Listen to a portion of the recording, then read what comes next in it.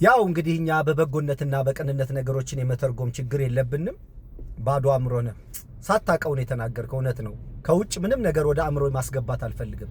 የገቡብኝንም እያወጣው ነው ባዶ ለመሆን። ቴንክ ዩ ሶ ማች። ያው ባዶነት ጥቅሙ ስለማይገባ ማለት ነው። ግን አንተ ሞቲቭ ምንድነው? ባዶ ያልከው ማታቅ መሀይም ደንቆሮ ነህ ለማለት ነው። እኔ ኦኬ ሾ ወስጃለሁኝ። እሺ እኔስ ተሳስቼም ቢሆን ከራሴ የጀመረ ነገር አወራው። እኔን ባዶ አእምሮ ብለህ አንተ ሳይንስ አታውቅም አልክ። ሳይንስ የምታውቅ ከሆነ ሰዎች የጻፉትንና ተመራምሮ የሰጡህን ነገር እኮ ነው የምትቀበለው አንተ። ስለዚህ ከኔና ካንተ ማን የተሻለ?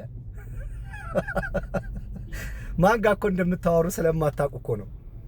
ከዛ ደግሞ ፒስ ነው ሰላም ነው የፕሮፋይል ስም፣ ግን የሰላም ቋንቋ አታውቅም ማለት ሰላም የሚመስልህ ፊደል ስለሆነ ማለት ነው። ሰላም ስለሚመስልህ ሰላም የሚለው ቋንቋ እኮ ወይም ንግግር ከልብህ የሚጀምር የህይወት ስርዓት ነው።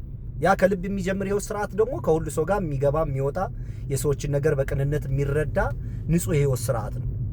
ዞሮ ዞሮ ምንድነው እኔ ተሳስቼም ይሁን ባዶም ደንቆሮም ልሁን ከራሴ የጀመረ እውነት አውርቻለሁ። እኔ ነኝ የጀመርኩት።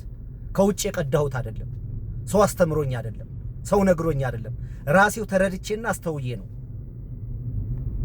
የዚህ መረዳትና ማስተዋል ሶርስ ምንጭ ቢኖረውም ምንጩ ደግሞ ዋናው ነው። አንተ ሰዎች የጻፉልህን ሳይንስ የራስህ ዕውቀት አድርገህ እንዴት ትቆጥራለህ? ሳይንስ እንደዚህና አንድና አንድ ያለህ ሁለት ያለህን እኮ ነው። የሰው ዕውቀት ነው ያለህ አንተ። እና ሳይንስን በራሱ ሙሉ አይደለም።